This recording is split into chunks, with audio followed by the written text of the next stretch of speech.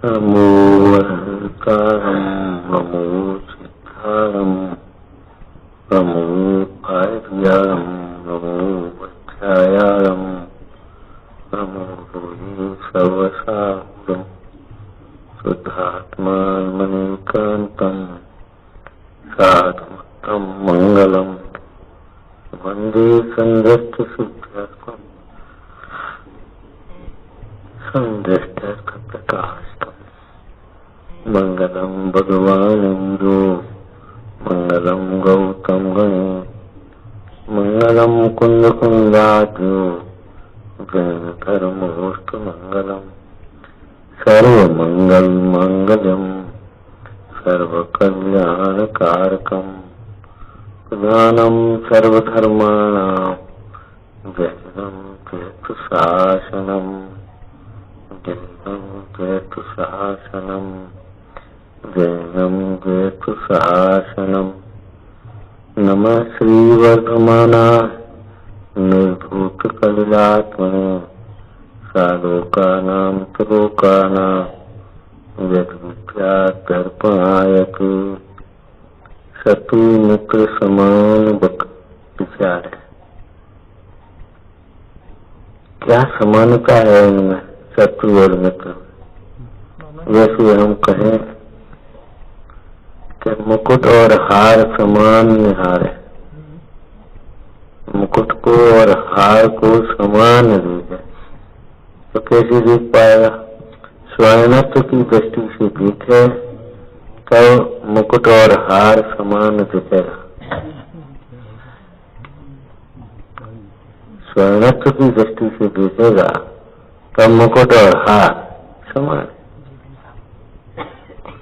ये डिजाइन और आकार की दृष्टि से देखें तो स्वर्ण कहना मुकुट और हार समान कैसे दिखें?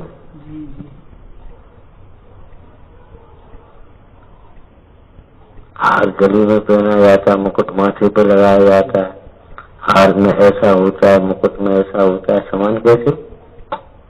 लेकिन स्वर्णत्व की दृष्टि से देखेगा तो स्वर्ण हार और मुकुट दोनों समान देखे जा सकते।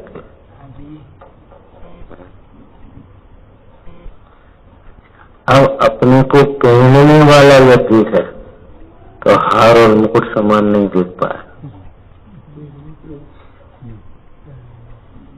अपने को यदि पहनने वाला देखेगा तो भी हार और मुकुट समान नहीं दिखेंगे। अपने को केवल स्वर्णत्व पर दृष्टि रखने वाला क्रेता विक्रेता वहां देखेगा बस भगवान समान। दृष्टांत सुना है तुमने? मुकुट रखा था, पुरानी डिजाइन का हो गया, घर की मछली पिताजी हार बनवा दो तो बनवा देते। हार तो राजकुमार बोला वाह हमारा मुकुट टूट गया, वो दुखी हो गया, लड़की सुखी हो गई, मान लिया। लेकिन उनके ऊपर क्या फर्क, इतना सोना घर रखा था आज रखा है।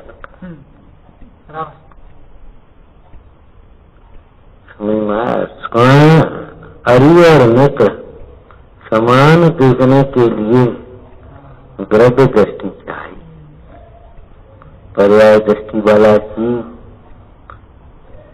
इच्छाओं से ग्रसित जीव, इच्छाओं के अधीन जीव अरे और मित्र को समान कैसे देख सकता है? समान कैसे देख पाएगा बोलो? दूसरी चर्चा, परिस्त्री और स्वस्त्री को समान देखे, कैसे देखेगा? ब्रह्मचर्य की दृष्टि से देखेगा तब परिस्त्री स्वस्त्री को समान देख पाए।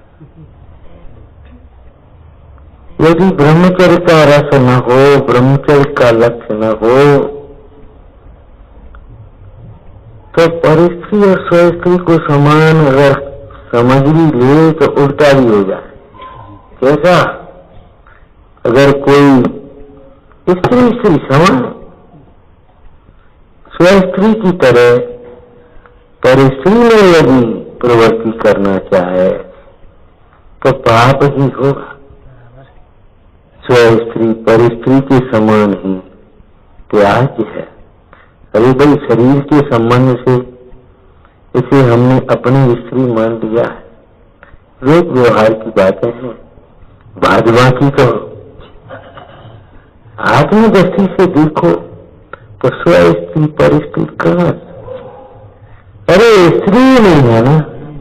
या द्रव्य दृष्टि से देखो तो नारी तो कोई द्रव्य नहीं, असमान जात की पर्या।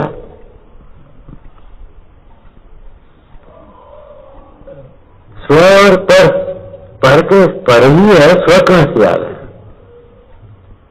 व्यवहार में का विषय है। लोक व्यवहार की दृष्टि से अनाचार से निवृत्त करने के लिए स्थूल अनाचार है, उस स्व पर स्त्री का भेद किया था। लेकिन जब संयम की दृष्टि आगे बढ़े, अरे उल्टा मत ले लेना, पर स्त्री कदापि भोग्य नहीं हो सकती। पर स्त्री स्व-स्त्री के समान ही भोग्य है, ऐसा यदि मान ले विपरीत तो महापापी होगा। तो पर स्त्री जैसे हमने स्थूल दशा में छोड़ी है, अब यह स्व-स्त्री भी छोड़ने योग्य है। त्याग है ये इस दृष्टि से देखना, क्या पर स्त्री के समान अब यह स्व-स्त्री भी छोड़ने योग्य है। हालांकि यहाँ तो मोक्ष मार्ग की दृष्टि से है, लेकिन लोक व्यवहार से कहें, यही जहाँ साधक है तेरी कहाँ बाधक है। बाकी राग देश की कथा की कौन बात है? जो सीढ़ी चढ़ने के लिए साधक होती है, वही सीढ़ी ऊपर चढ़ने के लिए पहुंचने पर बाधक। अब क्या करें? ऐसे जब बोलो इसी स्त्री वाले दृष्टांत तुम्हारी चर्चा कर रहे, जब उन्हें ब्रह्मचर्य से रहने में समर्थ नहीं था, तब अपनी स्त्री के अवलंबन से स्थूल अनाचार को अब्रह्म को मिटाया। अब जब ब्रह्मचर्य धारण करने में समर्थ हो गया, अभ्यास कर ले, तो स्व स्त्री भी पर स्त्री के समान ही त्याग समान। विचार करो, उस त्यागी से ब्रह्मचर्य प्रतिमाधारी से कोई स्त्री कहे हम तो तुम्हारी स्त्री है, अब नहीं है तुम्हारी, तुम कौन हो, हम कौन है? विचार करो। तुम भी अपनी आत्मा की आराधना करके सुखी हो, स्त्री पुरुष के इस भेद को मिटाओ। अब चलो, स्त्री और पुरुष समान है,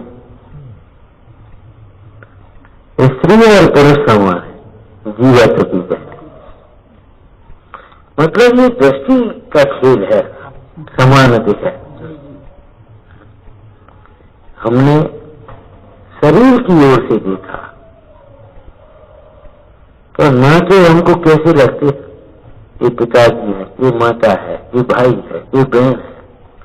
बोलो, शरीर के साथ के नाते हैं कि आत्मा के साथ है? शरीर के साथ के नाते हैं तो विचार करो, आत्मा निकल जाए तो शरीर के साथ अब कौन नाता मानता रहेगा? दो पुत्र जो पिताजी पिताजी कहते थे, जरा सी वेदना होने पर उस पिताजी की सेवा करने के लिए तत्पर खड़े हो जाते थे। दो ही पुत्र अब लिया करके इस मसान में आग लगा दे। हरे क्यों? शरीर के साथ अगर नाते हैं तो शरीर को जलाते क्यों? सोचो, या कुटुंब के हित तो करो अनेकों पाप, सो कुटुंब अग्नि। अब बोलो, देह के साथ नाते और आत्मा के साथ नाते हो तो एक जीव, तुम्हारा पुत्र, तुम्हारे पिता, तुम्हारा भाई, स्त्री, अगर विवेक परिवर्तन होकर के कोई दूसरी जगह पहुंच जाता है, इस जायदाद में से हमको आधा हिस्सा दो, क्यों? हम तुम्हारे पुत्र हैं, हम वही आत्मा। कौन देगा? जा और वहां हिस्सा देने यहाँ नहीं है तुम्हारा। कुछ नहीं। कई जाति स्मरण के भी प्रसंग बन जाए तो भी हिस्सा कोई नहीं देगा, तो ये मत नहीं है भाई। और अच्छा चलो, जायदाद का हिस्सा, पैसा का हिस्सा तो चलो बन भी जाए। अगर ये आदमी कहीं दूसरी जगह जन्म ले लिया, बड़ा हो गया, अब वो कहे ये हमारी पत्नी है, तो हमारी पत्नी जा भैया, अब थोड़ी पत्नी होती, आत्मा के साथ रिश्ते, तो आत्मा के साथ भी रिश्ते नहीं, शरीर के साथ भी रिश्ते नहीं। रिश्ते का है कि मोह के रिश्ते लड़ते हैं, मोह के भी रिश्ते नहीं है। मोह माने जैसा है नहीं वैसा लगना, जैसा लगता है, जैसा भाषित होता है, जैसा मानता है वैसा है नहीं, और जैसा है वैसा मानता नहीं, इसका नाम मोह है, मिथ्यात्व। तो ये मेरा कोई नहीं है, ये तो मानता नहीं, मिथ्यात्व किसका नाम? ये मेरा कोई नहीं है ऐसा तो मानता नहीं, और मेरा पुत्र है, मेरी स्त्री है, मेरा घर है, मेरा कुटुंब है, मेरी जात का है, मेरा देश है, ये मानता है, इसी का नाम मोह। तो यह सीधा घड़ा रखने के लिए नीचे के घड़े भी सीधे ही करनी पड़ेगी। समता के लिए समदृष्टि, वैध दृष्टि, अंतर्दृष्टि चाहिए।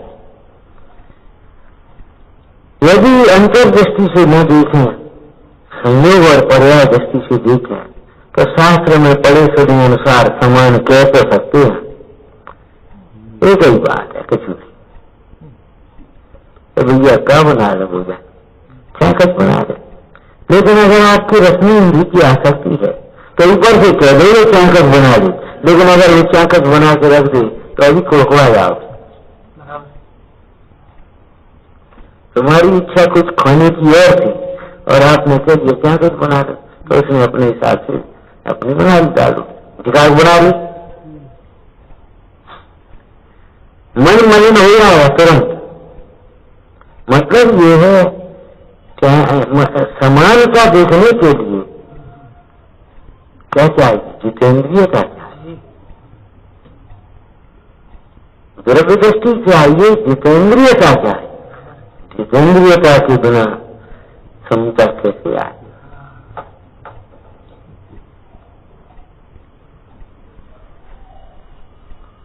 अब इनमें समानता ढूंढो, शत्रु और मित्र में समानता, परस्पर धर्म समान है, दोनों पर है, दोनों भिन्न गेय है, बस ये समानता है। दोनों मेरे नहीं है, इनमें क्या समानता है? ये दोनों मेरे नहीं। ये कौन है? ये भांजा है। ये कौन है? ये भतीजा है। मतलब पुत्र दोनों नहीं है। वो बहन का बेटा है, वो भाई का बेटा है, मेरे बेटे नहीं है दोनों। एक भांजा है, एक भतीजा। परत्व की दृष्टि से समान है, गिरत्व की दृष्टि से समान है। गिर जैसे जो निगोद में सोई मज में सोई मोक्ष मजा, किस अपेक्षा? जीवत्व की दृष्टि से। ऐसे ही भिन्नता काल की, समानता काल की शत्रु मित्र, परत्व है, गे है, भिन्न है।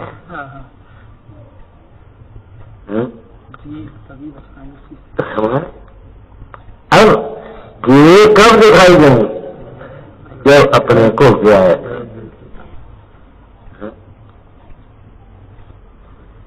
एक सिद्धांत बताया था, पर पदार्थ हमें उस रूप, किस रूप में दिखते हैं, यह इस बात पर निर्भर करता है हम किस रूप में दिखते हैं। यदि हम अपने को पिता के स्थान पर दिखेंगे तो कितनी बड़ी हो कितनी छोटी हो वो पुत्र को दिखाई,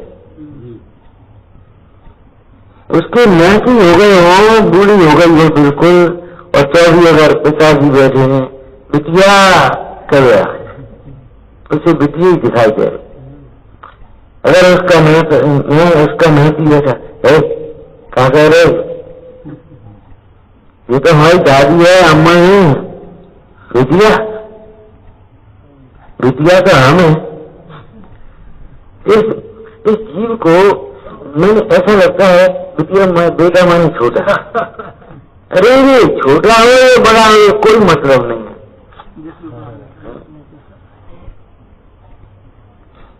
इसको तो पुत्री दिखती है, भाई को भगनी दिखती है? जैसी दृष्टि वैसी दृष्टि। तो ये गिरे हैं लेकिन तुम्हें नहीं दिखेंगे, तुम्हें नहीं दिखेंगे। तुमने उसके नियम किसी ने नाम रखे हैं अपनी कल्पनाओं से। नाम अनेक धराई, अपने नाम भी अनेक हैं और सामने वाले के भी अनेक नाम। ये क्या है? ये सोना है, ये क्या है? ये चांदी है, ये क्या है? नोट है, ये कौन है? पत्थर है, ये कौन है? रत्न है, ये क्या है? स्मशान है, ये क्या है? महल है, ये कौन है? शत्रु, ये कौन है? मित्र। आपने अपने को आत्मदृष्टि से देखा नहीं। अच्छा बताओ, आत्मदृष्टि से बताना शत्रुता क्या है कि हमारा शत्रु है? क्या है इसका शत्रुपना? क्या है? इसने क्या कर दिया तुम्हारा नुकसान? शत्रु किसे कहते? जो हमारा बुरा करे। बोले इसने तुम्हारा क्या बुरा किया? आत्मदृष्टि से बताना। आत्मदृष्टि से देखें तो तुम आज भी आत्मा हो, अनंत गुणों के धाम हो, एक भी गुण कम नहीं है। तो भाई बताओ क्या इसने बड़ा किया, क्या नुकसान किया? सब आत्मदृष्टि से तो नहीं किया, तो शत्रु का कल्पना मिथ्या हो गई। चलो पर्याय दृष्टि से देखो, शत्रु किसे करे? जो हमारा कोई नुकसान करे। तो पर्याय दृष्टि से जो नुकसान हुआ वो तुम्हारी पर्याय, तुम्हारी विपरीत कल्पना से जो तुम्हारे शत्रु जी कहाँ है? बाहर से बहिरात्मा को ये बाहर के पदार्थ शत्रु में तो दिखाई देते, अंतरात्मा पर्याप्त न्याय से भी अपने क्रोधादिक भाव को, रागादिक भाव को शत्रु जानता है। यही तेरे शत्रु है, अन्य ना कोई शत्रु है, यही तेरे शत्रु है। कौन से न्याय से? पर्यार्थिक न्याय से। तो वहां असद्भुत व्यवहार में भी तो होता है कि हाँ उसकी अपेक्षा बोलो, उसकी भी तुम्हें खबर नहीं है। भैया जो तुम्हारे मोह राग देश को पोषण करें, तुम्हारे देशों का पोषण करें, वे तुम्हारे शत्रु हैं, सो तुम जानते नहीं। जो तुम्हें तुम्हारा स्वरूप भुला दे वे तुम्हारे शत्रु हैं।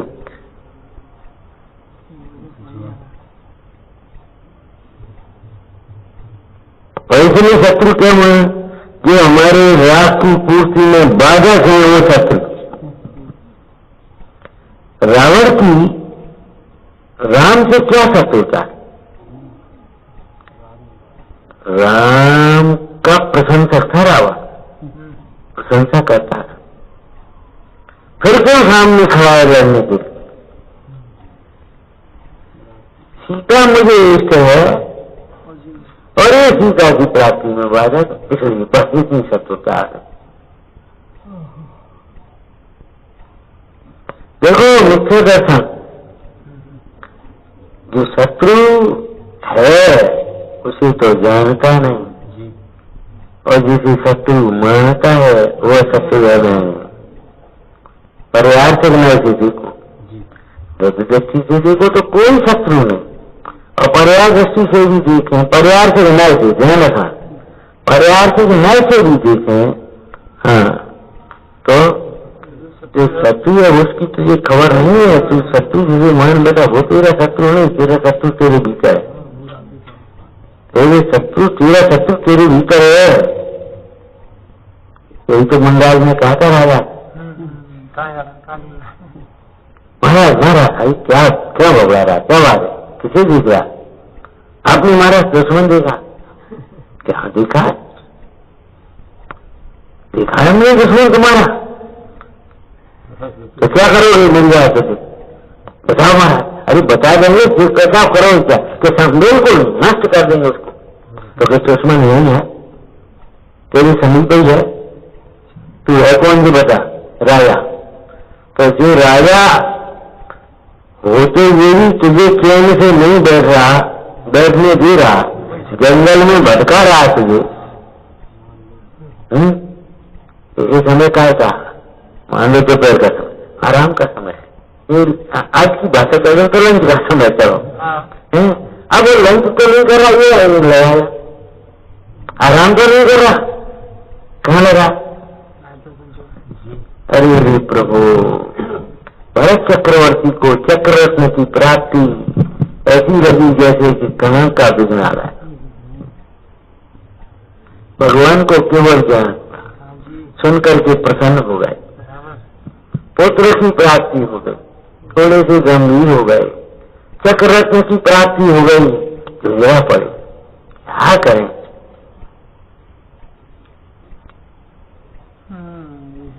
क्या मतलब? क्यों क्यों क्या बात है महाराज? आपके चेहरे पर भगवान को केवल ज्ञान हुआ, ये सुनकर के प्रसन्नता हुई, पुत्र की प्राप्ति हुई, दूसरी बधाई सुनी तो तुम्हारा गंभीर हो गए, वो प्रसन्नता नहीं रह पाई। और अब आपकी मुद्रा पर तो एकदम ऐसा लग रहा है कि क्या है, कहीं की आफत पड़ गई। आप इस तरह से स्थूल भाषा में जब तो चिड़चिड़ा रहे नहीं लगे। भाई क्या कहें, जब दुनिया भगवान की वाणी सुन रही होगी, हम कहाँ भटक रहे होंगे, इस चक्र को लेकर के दिग्विजय कर रहे होंगे। मतलब ये भगवान की वाणी सुनने में अंतराय करने वाले कौन? चक्रवर्ती की प्राप्ति। लौकिक दृष्टि से भी देखें, चक्रवर्ती विचारने लगे, अरे इससे कहा रहे इस चक्र को, क्या बाहुबली के पास जा, तेरी स्वामी बाहुबली इस चक्र रत्न तो मेरे भाइयों को मुझसे अलग बताओ, इस चक्र ने मेरे भाइयों को मुझसे अलग कर दिया, मुझे नहीं दूंगी, क्या याद ऐसी पुण्य के उदय की रखे, न चाहने से मिलती है, न रखने से रहती है, और न त्यागने से छूटती है। बाह्य संपदा पुण्य उदय की है तो पुण्य उदय प्रमाण चलती, जहां चले संग चले तुम्हारे। साहब मुनराज हो जाए और नियम पूर्वक सब त्याग कर दें तो क्या हो सकता है? ऐसा नहीं, त्याग करते ही जाने, लेकिन ऐसा त्याग करने पर भी जैसे पुण्य के उदय हो उसके अनुसार अनेक रीतियां प्रकट हो जाए, समोसन आदि की विभूतियां सामने आ जाए, उसको कौन रोके? कौन रोके? इसलिए भैया इनमें राग करना तो एक अच्छा है ही नहीं, द्वेष करने से भी तेरा लाभ है। आपने पढ़ा है, शत्रु द्वेषियों के होते, द्वेष के कारण से शत्रु लगता है, राग के कारण मित्र लगते, इनके राग द्वेष से परे देखो तो शत्रु भी कहना मित्र। राग से देखते हैं, राग से देखते हैं तो जो वस्तु बुरी है वो भी अच्छी दिखाई देगी। दृष्टांत तो बहुत पढ़े होंगे, तुम बहुत पढ़े होंगे, सुने होंगे, देखे होंगे। शुक्र को दिष्टा भी स्थिर लग रही, कुत्ते को हड्डी स्थिर लग रही, उस राजा की रानी को महावती स्थिर लग रहा। बताओ कैसा?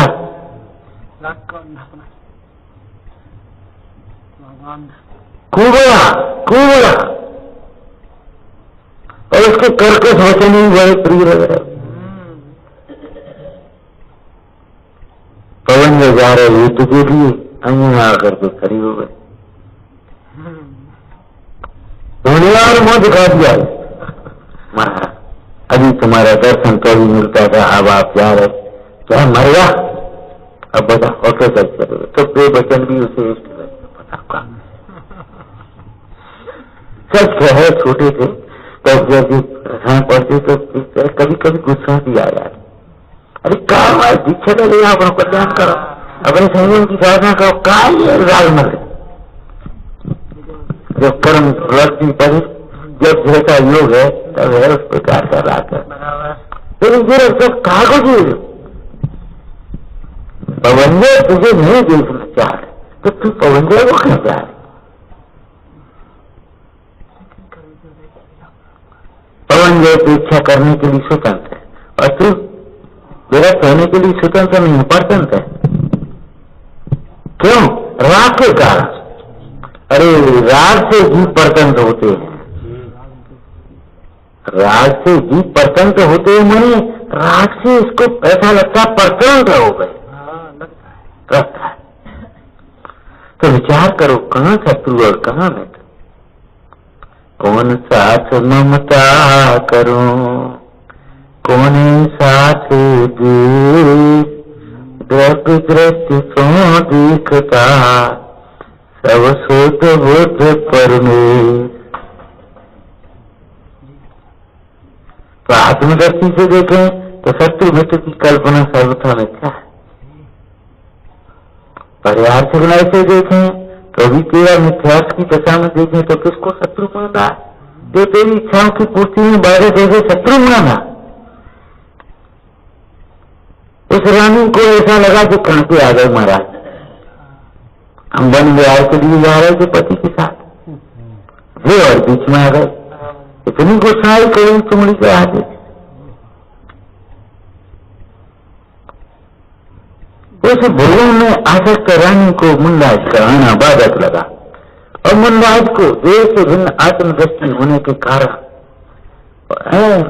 देह आदि पर्याय अनित्य भाषित होने के कारण वो जहर पीने वाली स्त्री शत्रु भाषित नहीं हुई। ठीक है, देह का इसी प्रकार का परिणाम है, प्रकार से जो छूटना है कोई बात नहीं।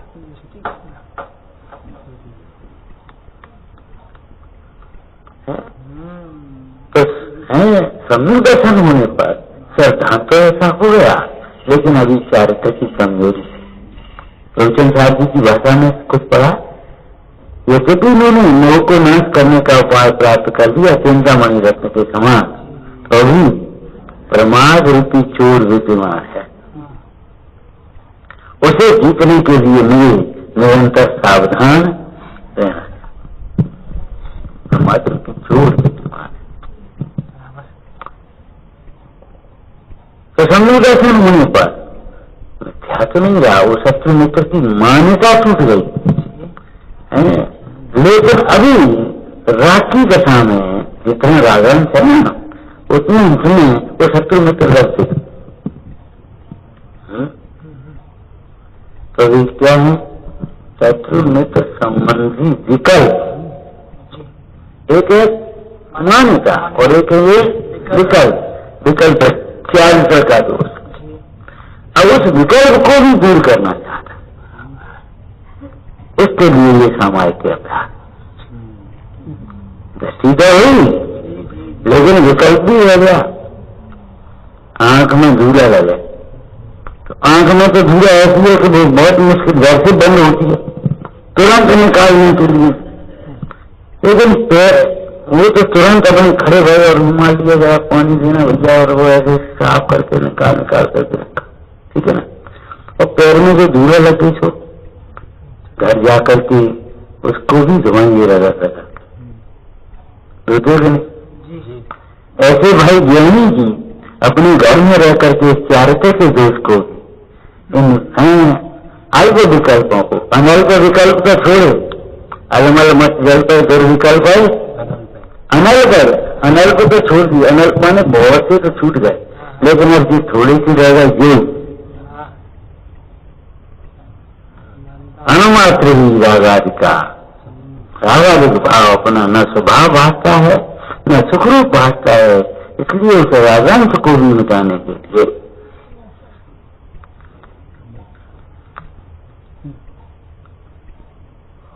लौकिक दृष्टांत में आप विचार करना, कभी सीरियस रोग होता है तो एक डॉक्टर एडमिट कर दे, अब 2-3 दिन में उसकी रिकवरी करा करके उसको लाए, अब के जाओ, लेकिन फ्री मत जाओ, फ्री नहीं, ये जाकर के ये इलाज लेते रहना, 1 महीने में दिखाना।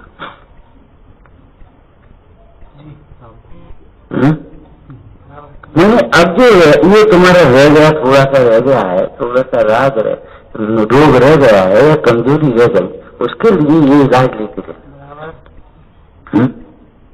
समझ में? ऐसे ही जो दृष्टि का हुई, राग का अंश मात्र भी अपना न स्वभाव भाजता है न उपाधि भाजता है, फिर भी जितना रह गया है उसे मिटाने के लिए बार बार स्वरूप को स्पर्शते हैं। ये परमार्थ कथन है। क्या कहा? उस राग को मिटाने के लिए बार बार स्वरूप को स्पर्शते हैं, ये परमार्थ कथन है, अध्यात्म कथन है जो समाचार कड़क में। और व्यवहार कथन, अरे हाँ, उस जितना राग रह गया उस रागांश में भी अब कटे कैसे जी बताओ, क्या करे? तो बीतरागी देवगुरु की भक्ति करता है, बीतरागता की पोषक दिनवाणी का स्वाध्याय करता है, परस्पर में चर्चा करता है, यथा योग व्यवहार में प्रवक्ता है। वो भी काय के लिए? उस अशोभ राग या तीव्र राग से बचने के लिए। और वो पर यहाँ लग करके फिर अपने में लग जाता है।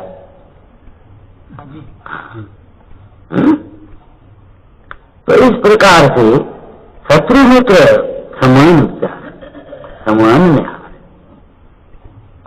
अब देखो, एक तो समान न्याय और एक समान विचार है, दो हैं।